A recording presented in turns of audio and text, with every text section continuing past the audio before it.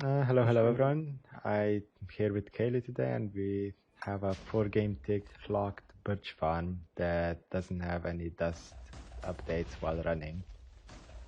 So Yeah. right now it's 4:10 a.m. and I don't know, farm is finally in a state where we can show it.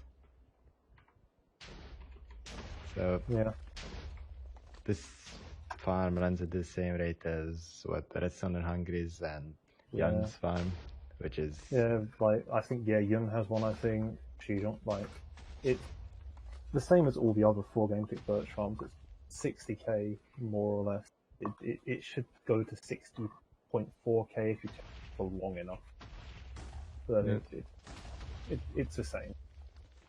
But apart from the other farms, it runs under like 8 MSPT on our server, that is, which is kind of shit.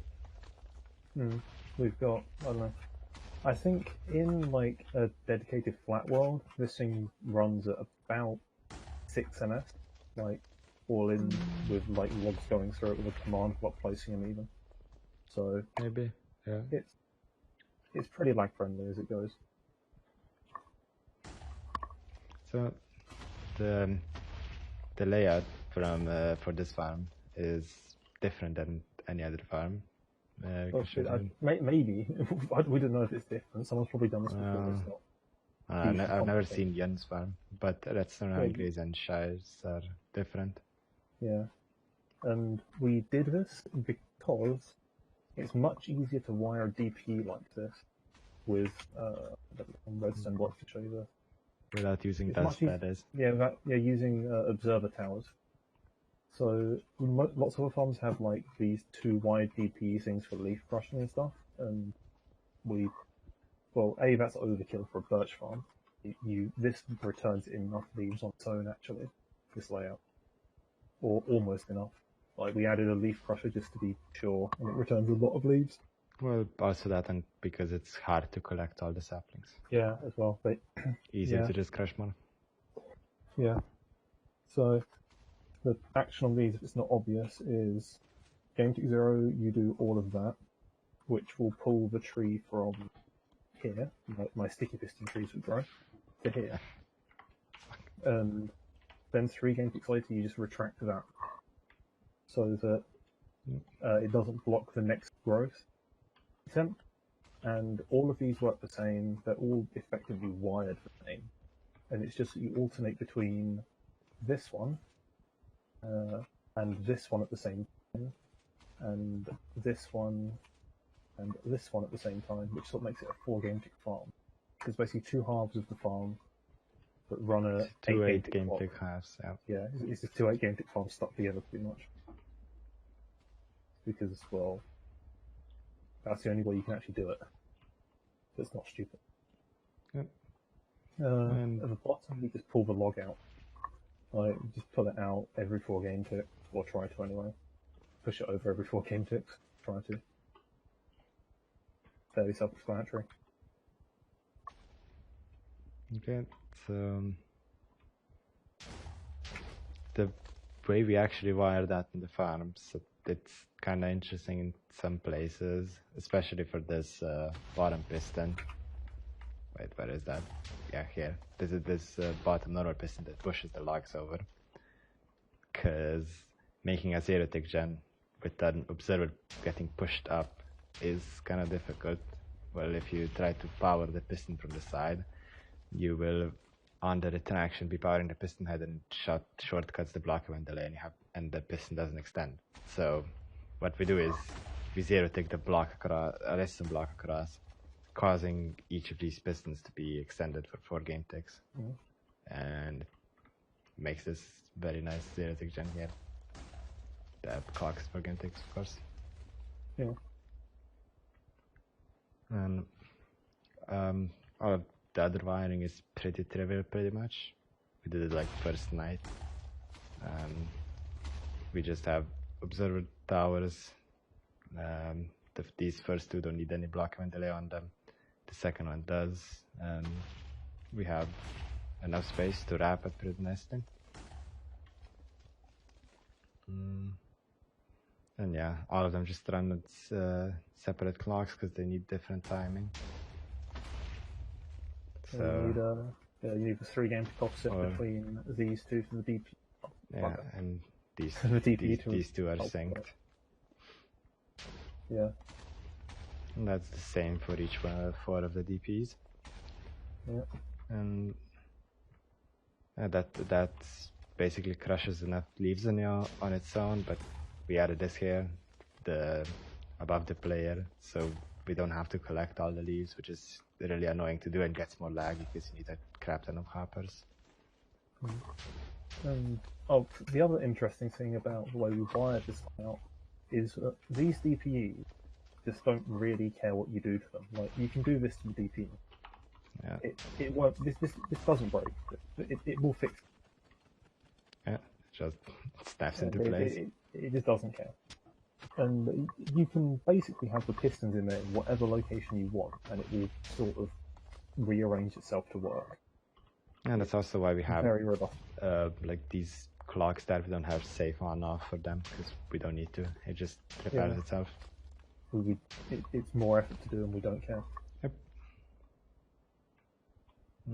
Another thing is that where possible, we have swapped out the rails in clock for trapdoors because they're purportedly a bit less laggy, and they might be. I personally think the difference is so trivial it doesn't actually matter.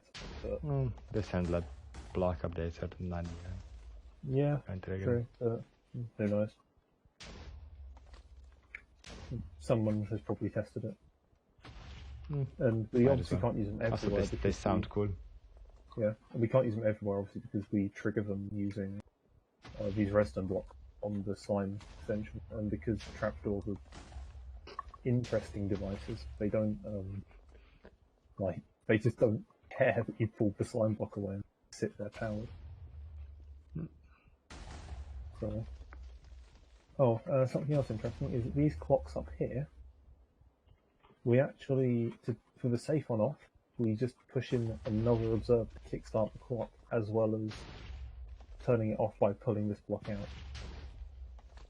Which, I don't know, it's a way to do it. For a safe on off, you can't move an observer or power an observer that's like getting seen by another observer, because that will double pulse it and get in the wrong state. And yeah, the stop part is, I don't know, really clean. We spent a couple hours trying to remove all the layers and make it as compact as possible. Yeah, it's quite nice, honestly, this log transport wiring. Yep. Better than what we had originally, which was a bunch of zero-tick generators. Because, you know, that was it was powerful. I don't know, we thought we needed to use zero-ticks here, but nope. Oh, we did, obviously. It was always a matter of need. Of course. I think next we can talk about boiler cage, unless there's anything else that's really specific and optimized. Not really, is there? Oh. Well, getting in the sapling the bone meal transport took us a while to figure out. Well, yeah, I guess. Because there was a bunch of stuff that was getting in the way, yeah. In the way, It was quite tight, yeah. But we managed to snake it around, and I don't know. We don't use crossbone milling because it's completely useless on a clock farm. Yeah, it might actually be worse on a clock farm. Yeah. You just want to try and, because you can only actually grow on one game tick out of every 4, which doesn't matter when you're. But if you use crossbone milling, then it obviously will try and grow on a game tick where it can't, and use waste bone meal effectively. So it would be worse. And the wither cages are quite, I don't know, nice. Some notes about them. If you're making a tree farm, only use 20 game tick wither cages. Do not use 24 game tick cages. You can't. Because they won't break. Like, these can be clocked at 24 game ticks and they're unbreakable. They're smokies. I just removed one redstone dust pretty much somewhere. There's like a redstone dust around near a piston, and I just moved some stuff to remove it. but all the timings and stuff came from Smokey, as well as timings for the arrow damager, which lets it turn on and off infinitely without breaking, even if Wither shoots itself. But, so the reason you use 20 game tick cages is because in a 24 game tick cage, whilst it doesn't break, because this block would still be block 36 always when the Wither is trying to damage, or trying to blow up, no matter what, even if it shoots it. And that's why they're stable. And so you've got like Oreo's million-year test or whatever, where he used, I don't know, he like hijacked Tesla's Wither cage or something, whatever he done, he did. And he was like, oh, well, they're perfectly stable, they never break. I was like, yeah, they don't break. Skulls never escape, and the block never breaks. That's kind of obvious. It won't break. But what can happen is the Wither can fail to break the block on 24 game tick, or 23, or 22, or 21, or 25, or whatever you want to do. The only one it can't fail to break block. Well, actually, no, 21 you could wire it in such a way that you could get away with it in some, or maybe 22. But 20 is the best, because 20 is completely foolproof, because Wither can only shoot itself from the tick where it already gets block damage. And if that happens, you don't care, because it will still schedule its damaging event, or well, not damaging event, it's like its block breaking event on the same game tick anyway, and therefore your blocks will still break. Whereas in like the 24 game tick cage, it's got like 4 whole game ticks, 3 whole game ticks, depending how you look at it, shoot itself, and then your logs will fail to break. They'll go all the way over here into here, hit this log, and the farm's just yeeted. Logs come out here, they come out here. Lovely. Log transport just breaks. Well, it doesn't break. Turn it off and on again at the time, because this farm doesn't break, but it's not pleasant. Well, it can break if you reach push limit. No, even if you reach push limit, like, this can't break at push limit. This part does. Pistons just fly out. Oh yeah, right, yeah. But I think this reaches push limit first anyway, usually. And that just stops it planting anymore because the log gets stuck in the middle and shoved back and forth. Very good safety mechanism, of course. Intended. Yeah, intended, yeah. Other things that Wither cage as well, I don't know. They're stable, they work. Technically you could use 2 Wither cages rather than the 3 that we used here, if you really wanted. But there's no reason to, honestly. There's literally no reason to use 2 over 3. There's like, any lag gains you would get from saving like all of this Wither gauge wiring would be completely annihilated by the sheer amount of piss stuff you would need to split this 4 game tick log string into something that you can bend into 2 cages and send it all the way around the farm. It's just not worth it. Like, it's possible. You can do it if you really want to. If you really, really don't want to break any more bedrock than you need to, then you can do it, but it's just not worth it. Don't do it. Just don't do it. Break the bedrock, stop lazy. Yeah, just stop lazy, use piston and break bedrock. I think, well, next I guess it's your box holders we can talk about, isn't it? Yes, these things are beautiful. Yeah, most compact, 1x-tileable circle box unloader, of course. Yeah, until someone sees this video and makes a smaller one. Shut up. Can't be done. Strong words from Landmine. Well, of course, well, it can. This top layer you don't actually need. That's for starting yet. Wow, he's already improved his own design. Look at this man. What a guy. Yeah. Well, in this farm, to actually be usable, you would just have to pre-place the box, and if you ever run out of them, you'd have to place it again. But it works. Yeah. The other thing is this technically can somehow. This uses up to 6 hopper speeds of bone meal per hour. It doesn't actually use that much. You'd expect it to use like 4 hopper speeds or so of bone meal per hour, I think. Like, I don't remember. I worked it out and I don't remember. It's like around 4 hopper speeds of bone meal per hour that you'd expect this thing to use. So it's not really that much. It's like, well, 4 hopper speeds is 30k, 30 to 40 hopper speed of 30 to 40k bone meal an hour, which is just like any mob farm really. Like even a water flushing one could probably support it. Actually, a water. Of course. Yeah, spawn definitely. Cobra yourself a nice spawner cluster. You probably can actually. Yeah. Some like fat skeleton spawner cluster. 10 spawners, easy.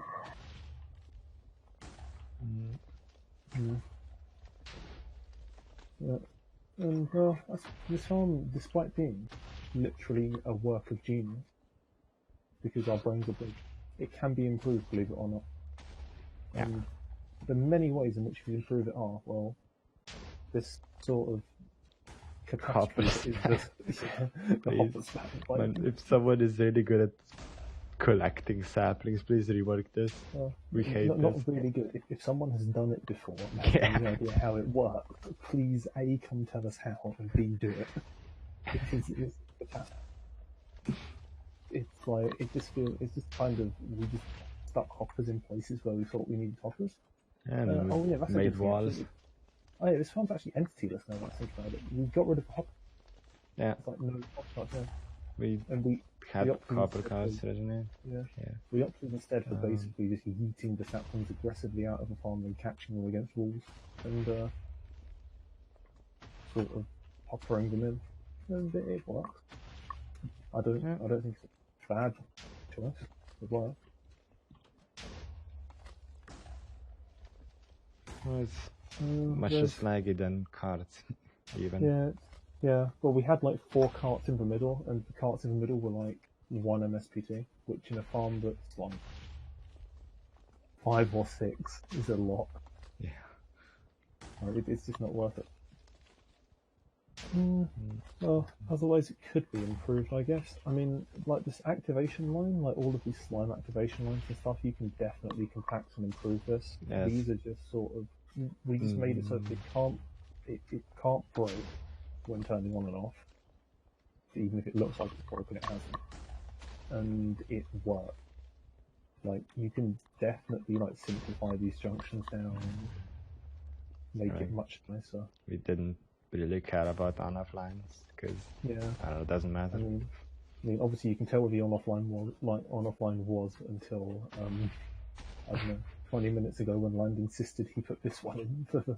No, dude. You have to fucking walk in and turn off the farm when you walk in. You don't want to go on the roof to turn on your farm.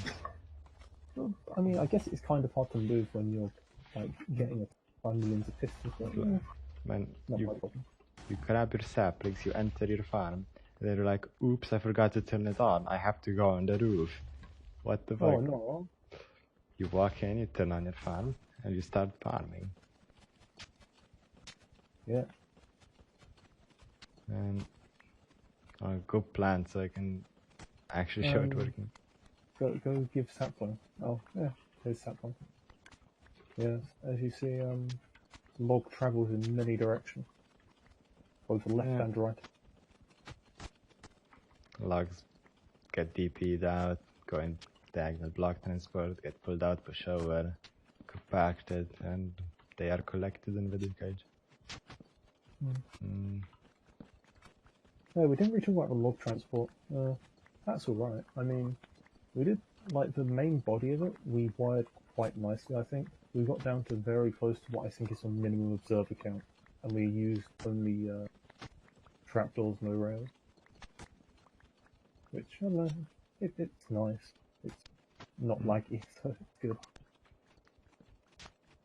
And, I mean, it's not really a fair test coming creative, but this has returned me a lot more saplings than I think I would have used planting by now.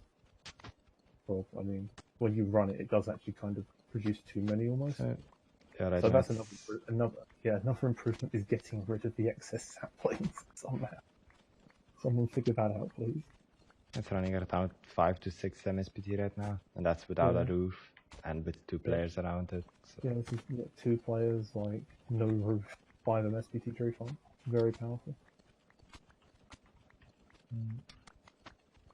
And so right before this, we ran like a 6-7 hour tech warp, and it does actually return more saplings. Like we had hoppers back up to here, backed up or something like that. which, I mean, that's kind of a thing that you may want to fix if you plan on AFKing it for long sessions at a time with no, well, I suppose not really, but it's like something you might want to consider, because when they back up, they do produce slightly more lag. So after all those hoppers are filled, you're at more like, I don't know, an extra like half an MS of lag or so from all the hoppers being filled and trying to push and stuff. Just killer hopper effect. And it's just, yeah. So if you can work out a way to fit in there, like just improve our sap distribution and make it draw extra sap. Please That'd go be- do and say how you that'd did be it. quite cool. Yeah, that'd be cool. Go do. I think that's it really. Yeah. There's nothing else that's really to say Go about build farm. it. This is best Yeah, Birch farm. go build. This is actually probably I the don't know, best. build 5 of This them, run them at the same time.